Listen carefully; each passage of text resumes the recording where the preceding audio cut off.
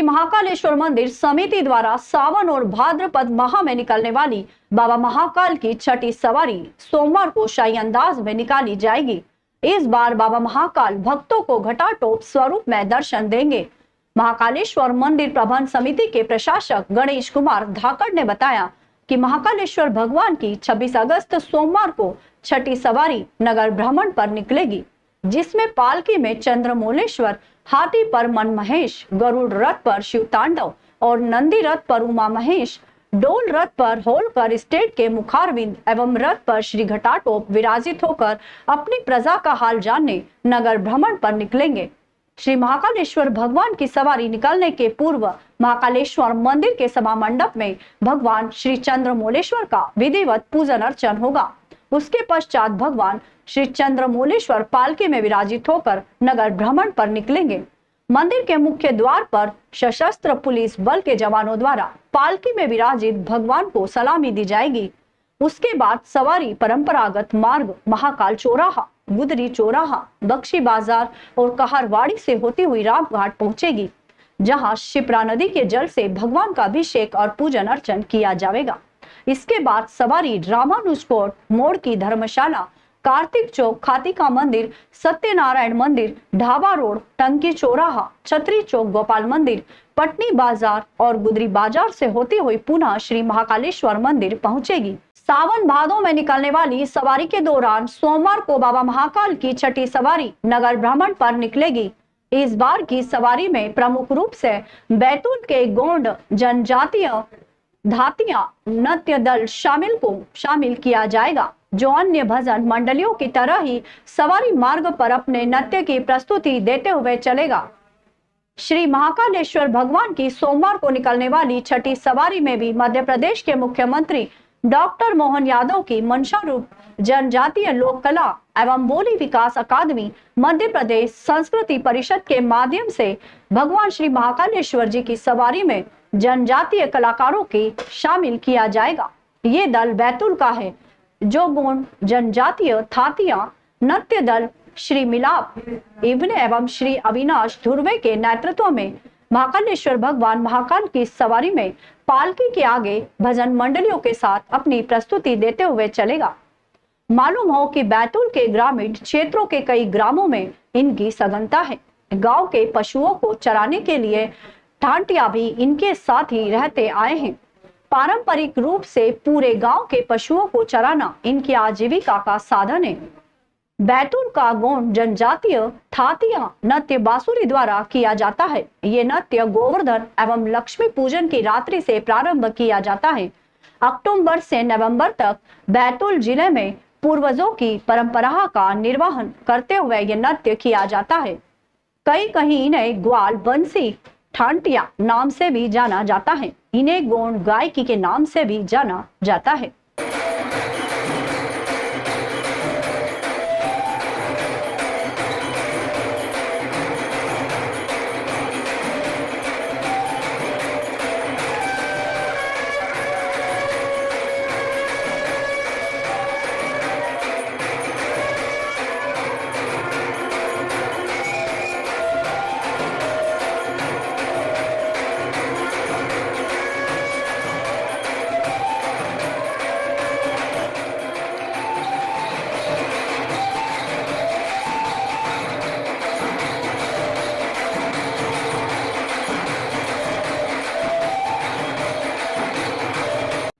विश्व प्रसिद्ध बाबा महाकाल की नगरी में हर पर्व बड़ी ही धूमधाम से मनाया जाता है।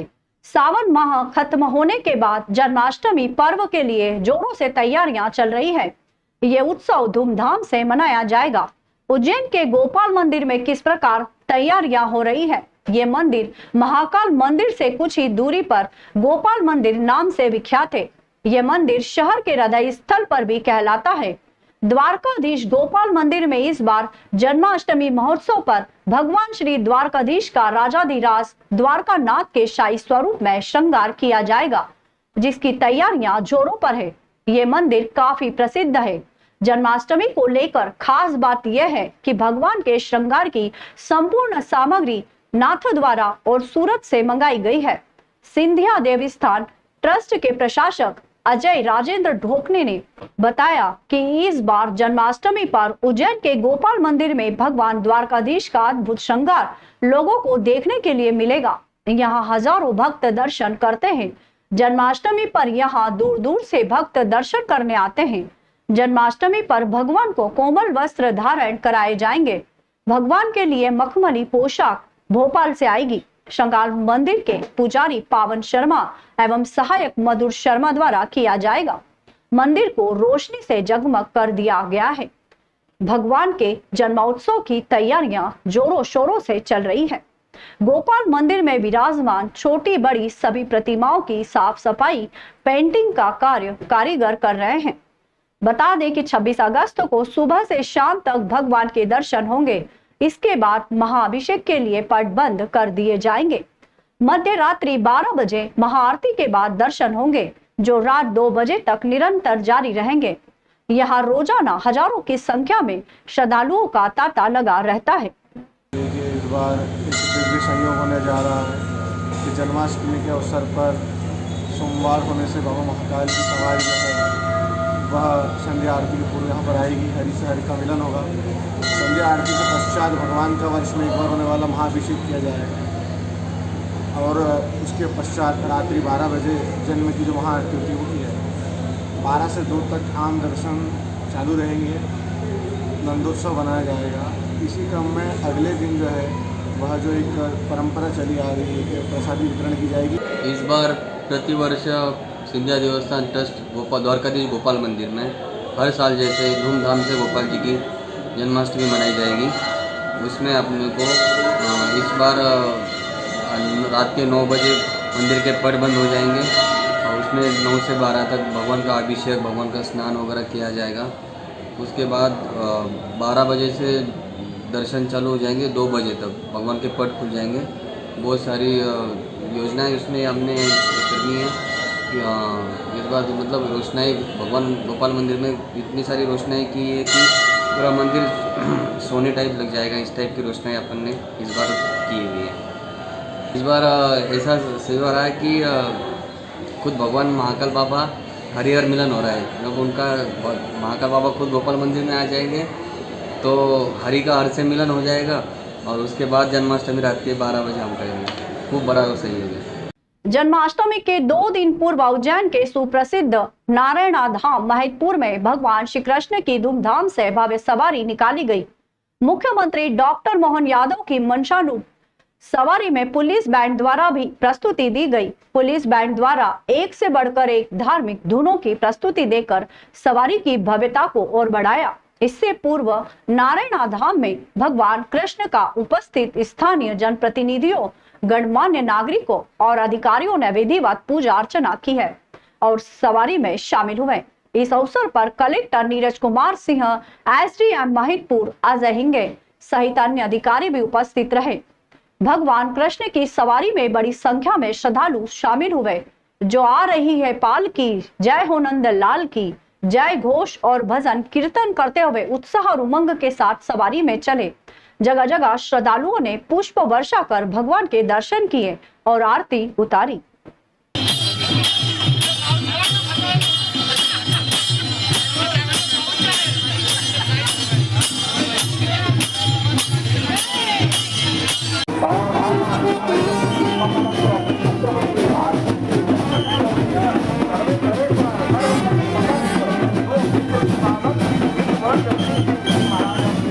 कम ही लोग जानते हैं कि उज्जैनी नगरी भगवान श्री कृष्ण की शिक्षा स्थली के साथ ही उनका ससुराल भी है। अवंतिका नगरी की राजकुमारी मित्रविंदा भगवान की 5वीं पटरानी थी। भैरवगढ़ रोड स्थित मित्रविंदा धाम में जन्माष्टमी को सर्वे भवन्तु सुखिनः की तर्ज पर श्रद्धालु अभिमंत्रित मोर पंख प्राप्त करने के लिए बड़ी संख्या में जुटेंगे। यहाँ मंदिर की गादी से अभिमंत्रित मोर पंख का वितरण किया जाएगा। प्रदेश में हाल ही में सीहोर के कुबेरेश्वर धाम में अभिमंत्रित रुद्राक्ष का वितरण किया गया था। इसके चलते वहां के आश्रम में जमकर श्रद्धालु उमड़े थे। इसी तर्ज पर उज्जैन के भैरवगढ़ रोड स्थित मित्रविंदा धाम में जन्माष्टमी को मोर पंख वितरण का आयोजन प्रतिवर्ष की तर्ज पर किया जा रहा है। इस वर्ष प्रदेश में जन्माष्टमी भव्य मनाई जा रही है। उज्जैन भगवान श्री कृष्ण की शिक्षा स्थली रही है। यहाँ सांदीपनी आश्रम के साथ नारायण स्थित कृष्ण सुदामा धाम ही नहीं, सिंधिया देवी स्थान ट्रस्ट के भी द्वारकाधीश गोपाल मंदिर में जन्माष्टमी का आयोजन बड़े स्तर पर होता है। भैरवगढ़ रोड स्थित मित्रविंदा धाम उज्जैन के प्रसिद्ध ज्योतिषाचार्य रहे गृहस्थ संत श्री शंकर गुरु महाराज के सानिध्य में बना विशेष मंदिर है। इस मंदिर में भगवान श्री कृष्ण के साथ उनकी 5वीं पटरानी मित्रविंदा की प्रतिमा विराजित है। मित्रविंदा उज्जैन के राजा रायसेन की पुत्री थी, जिनसे भगवान ने 5वां विवाह किया था। उन्हीं का ये चमत्कारी स्थल है। इसी चमत्कारी स्थल से ही गादीपति गुरु जी गिरीश शर्मा अभिमंत्रित मोर पंख का वितरण पूर्व वर्षानुसार करेंगे। मित्रविंदा धाम के गादीपति गुरु जी गिरीश शर्मा बताते हैं कि नकारात्मक तरंगों से बचाने के लिए मोर पंख बहुत ही सार्थक है। उन्नति और आकस्मिक कार्य बाधाओं को इससे दूर किया जाता है। भगवान खुद मोर पंख धारण करते हैं। मोर पंख में सकारात्मक ऊर्जा की कई विशेषताएं समाहित है। भगवान को श्रृंगार करने के बाद नजर न लगे, इसके लिए मोर पंख का धारण करवाया जाता है। सुख शांति उन्नति ऊर्जा के लिए मोर पंख घर में रखा जाता है। नहीं, भगवान जो है यहाँ जो छिपरा का किनारा है, छिपरा उत्तर वाहिनी होती है, यहाँ से छिपरा यहाँ से मुड़ जाती है, उत्तर वाहिनी हो जाती है। तो छिपरा उत्तर वाहिनी के किनारे भगवान जो है मित्रविंदा जी का स्थान है। जो वहाँ मित्रविंदा जो है अवंतिका नगरी उज्जैन की राजकुमारी है और भगवान श्री कृष्ण की 5वीं पटरानी है। राजा की लड़की हमारी बहन है, भगवान हमारे जीजा हैं। सारी दुनिया एक तरफ, जोरू का भाई एक तरफ। तो ये दूल्हा दुल्हन का मंदिर है मित्रविंदा और श्री कृष्ण का। जन्माष्टमी के समय सायं 6 बजे से दर्शन चालू होगा और भजन संध्या आरंभ होगी और मोर पंख का वितरण होगा। जो मोर पंख घर घर में जाना चाहिए, जिससे घर की नज़र दोष हटे, घर की खराबी हटे। और महाप्रसादी का आयोजन होगा जो फलारी रहेगी, क्योंकि अष्टमी का व्रत रहता है। क्लीं कृष्णाय नमः इस मंत्र को 324 बार बोलना चाहिए। 108 की एक माला, ऐसे 3 माला होगी तो 324 बार हो जाएगा। उज्जैन के सिंधी कॉलोनी चौराहे पर ओवरलोड सवारी बैठाने से एक रिक्शा पलटी खा गया। इंदौर के यात्री जन्माष्टमी के अवसर पर उज्जैन रिश्तेदार के यहाँ रक्षाबंधन पर्व मनाने आए थे। हादसे में 4 वृद्ध महिलाओं सहित एक बुजुर्ग घायल हो गया, जिसमें एक महिला को गंभीर चोट आई है। ई रिक्शा पलटने से मौके पर लोगों की भीड़ एकत्रित हो गई। इस दौरान रिक्शा चालक घायलों को रास्ते में ही छोड़कर रफूचक्कर हो गया। उल्लेखनीय है कि रिक्शा चालक सवारी के चक्कर में अधिक सवारी बैठा लेते हैं और लोगों की जान जोखिम में डालकर सड़कों पर वाहनों को अव्यवस्थित तरीके से दौड़ाते हैं, जिससे आए दिन दुर्घटनाएं सामने आ रही है। अतः जिम्मेदारों को उक्त घटना को संज्ञान लेते हुए ऐसे चालकों पर कड़ी कार्रवाई करनी चाहिए।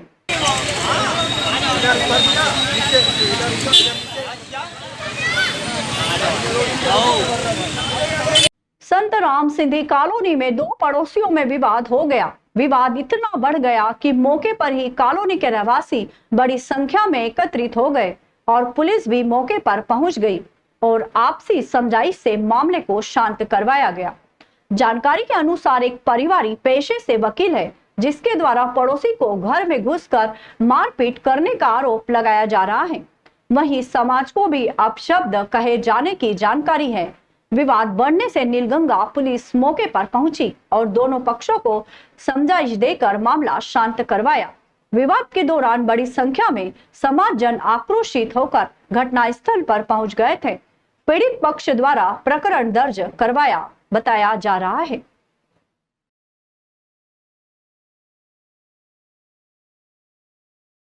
लगभग 2 साल पूर्व कैडी गेट से इमली तिराहा तक का चौड़ीकरण कार्य अब तक नहीं हुआ है। इस क्षेत्र के रहवासी मार्ग चौड़ा होने के बाद भी परेशान हो रहे हैं।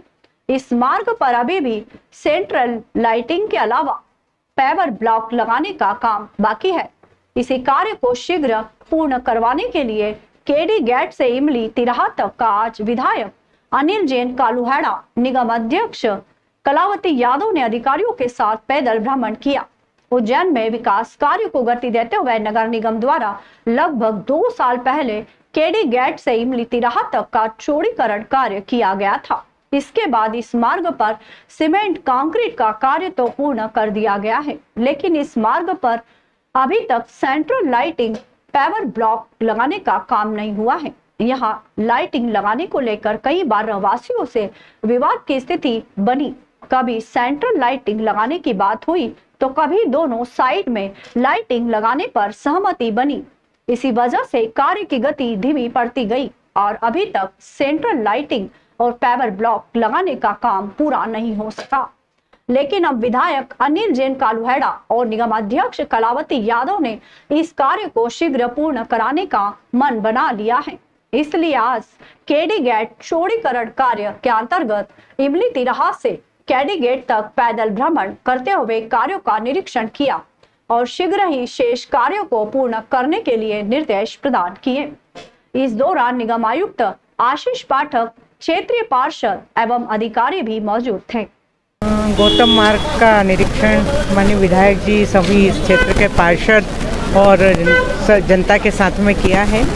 जो काम शेष रहे हैं, जनता को परेशानी हो रही है, पानी के पाइपलाइन के कनेक्शन होने हैं, पानी के कनेक्शन होने हैं, पेवर ब्लॉक लगने हैं, कई कई नालियों की दिक्कत है, जिसके कारण वो अपने घर में प्रवेश करने के सीढ़ियाँ वगैरह नहीं बना पा रहे हैं। कुछ जगह चौराहे की दिक्कत है, तो निश्चित रूप से इन सब कार्यों के लिए निर्देशित किया है कि जल्दी से जल्दी लाइट वाली समस्या दूर करें, पानी की पाइपलाइन की दूर करें और पेवर ब्लॉक लगा के इस रोड को जल्दी से जल्दी जन सुविधा के लिए खोले और जो सेंट्रल लाइट का काम होना है वो भी जल्दी से। मुख्य चिकित्सा एवं स्वास्थ्य अधिकारी डॉक्टर अशोक कुमार पटेल ने बताया कि विश्व स्वास्थ्य संगठन द्वारा 14 अगस्त को मंकी पॉक्स बीमारी को पब्लिक हेल्थ इमरजेंसी घोषित किया है। मंकी पॉक्स एक वायरल जूनोटिक बीमारी है जो मुख्य रूप से मध्य और पश्चिम अफ्रीका के उष्णकटिबंधीय वर्षावन क्षेत्रों में पाई जाती है। मंकी पॉक्स से संक्रमित रोगी को सामान्यतः बुखार, रेश और लिम्फ नोड्स में सूजन पाई जाती है। कुछ रोगियों में चिकित्सीय जटिलताएं हो सकती है। मंकी पॉक्स एक स्वसीमित संक्रमण है जिसके लक्षण सामान्यतः 2-4 सप्ताह में समाप्त हो जाते हैं। गंभीर प्रकरणों में मृत्यु दर 1 से 10%। मंकी पॉक्स पशुओं से मनुष्य में और मनुष्य से मनुष्य में भी फैल सकती है। उक्त वायरस कटी-फटी त्वचा, रेस्पिरेटरी ट्रैक्ट या आंख, नाक या मुंह के माध्यम से शरीर में प्रवेश करता है। संक्रमित पशु वन्य पशु से मानव में वायरस का संचरण काटने, खरोचने, शरीर के तरल पदार्थ एवं घाव से सीधे अथवा प्रत्यक्ष संपर्क के माध्यम से हो सकता है। मनुष्य से मनुष्य में संक्रमण संचरण मुख्य रूप से लार्ज रेस्पिरेटरी ड्रॉपलेट के माध्यम से सामान्यतः पर लंबे समय तक निकट संपर्क से होता है। मंकी पॉक्स के लक्षण स्मॉल पॉक्स जैसे होते हैं। आर्थ्रोपॉक्स वायरस से फैलने वाले स्मॉल पॉक्स संक्रमण 1980 में दुनिया भर में समाप्त घोषित कर दिया गया था। मंकी पॉक्स स्मॉल पॉक्स की तुलना में कम गंभीर व कम संक्रामक बीमारी है। मंकी पॉक्स का इंक्यूबेशन पीरियड आमतौर पर 7 से 14 दिनों का होता है, लेकिन ये 5 से 21 दिनों तक हो सकता है। इस अवधि के दौरान व्यक्ति आमतौर पर संक्रामक नहीं होता है। संक्रमित व्यक्ति के चकत्ते दिखने से 1-2 दिन पहले तक रोग फैल सकता है। सभी चकत्तों में पपड़ी गिर न जाए, रोगी तब तक संक्रामक बना रह सकता है। अभी क्षेत्र में एक वायरल बीमारी फैल रही है और अभी इसका प्रकरण दिल्ली तरफ आए गए हैं। अपने यहाँ पे इस प्रकार के कोई प्रकरण नहीं है और मैं पब्लिक से अपील करता हूँ कि इसमें घबराने जैसी कोई बात नहीं है। ये सामान्य वायरल जैसा फीवर ही है, लेकिन इसमें ये होता है कि शरीर पर चकत्ते पड़ जाते हैं और इसका इंक्यूबेशन पीरियड भी काफ़ी लंबा है, 1 से 4 सप्ताह तक लग सकते हैं। इसलिए ये इन्फेक्शन फैलता है, मनुष्य से जानवरों में फैलता है और गंदगी से भी फैलता है, बिस्तरों से भी फैलता है, एक दूसरे कॉन्टैक्ट करने से भी फैलता है। लेकिन इसमें घबराने जैसी कोई बात नहीं है। अगर हमारे क्षेत्र में अगर इस प्रकार कोई केस मिलेगा तो मैं एहतियात के तौर पे आइसोलेशन वार्ड का निर्माण भी किया जाएगा और प्रॉपर इलाज भी किया जाएगा। और ये बीमारी घातक कतई नहीं है, इसलिए घबराने की किसी को आवश्यकता नहीं है। श्रावण महोत्सव की अंतिम संध्या पर शिव संभवन में प्रथम प्रस्तुति में पुणे की सानिया पाटनकर के शास्त्रीय गायन से हुई। प्रस्तुति का प्रारंभ राग शंकरा में विलंबित लय में रूपक ताल में अनहद नाद से किया।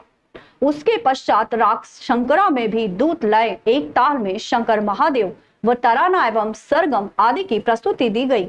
प्रस्तुति का समापन शिव भजन शंभो शंकरा से किया। पाटनकर के साथ हारमोनियम पर विवेक जैन, तबला पर गंधार राजहंस ने संगत की। इसके बाद दूसरी प्रस्तुति नई दिल्ली के तबला वादक डॉक्टर कुमार ऋषितोष द्वारा संयोजित एवं संचालित ताल वाद्य कचहरी की प्रस्तुति में मनोज सोलंकी द्वारा पखावज, राजीव रंजन द्वारा ढोलक एवं परकशन पर, तबला पर मास्टर प्रिशु, घनश्याम सिसोदिया द्वारा सारंगी की प्रस्तुति दी गई, जिसमें प्रारंभ में तबले गणेश परन उठान के साथ पखावज पर मिश्र जाति की 3 ताल में पारंपरिक रचना, लोक वाद्य ढोलक व परकशन पर चतुर छंद में ठेके के साथ तबले पर जाति की रचनाएं, शिव महेश्वर सूत्र व शिव तांडव परण आदि की प्रस्तुति दी। श्रावण महोत्सव की अंतिम प्रस्तुति उज्जैन की डॉक्टर अंजना चौहान ने की। डॉक्टर अंजना चौहान ने अपनी प्रस्तुति का प्रारंभ शिव स्तुति आगिकम भूनम यस्य वांचिकम सर्व वांग्यम से की है। उसके पश्चात शुद्ध कथक में पारंपरिक 3 ताल में ठाट, आमद, परन, कवित्त, तिहाइयां, नटवरी, तोड़े, टुकड़े, ताल, तबला के साथ जुगलबंदी की प्रस्तुति की दी गई। प्रस्तुति का समापन शिव पंचाक्षर स्तोत्र नागेंद्र हराय त्रिलोचनाय की प्रस्तुति से किया। उनके साथ तबला पर शरद सूर्यवंशी, पखावज पर ऐश्वर्य आर्य, सितार पर डॉक्टर विनीता माहोरकर, हारमोनियम व गायन आस्तिक उपाध्याय व पढ़ंत पर अदिति गहलोत ने संगत दी।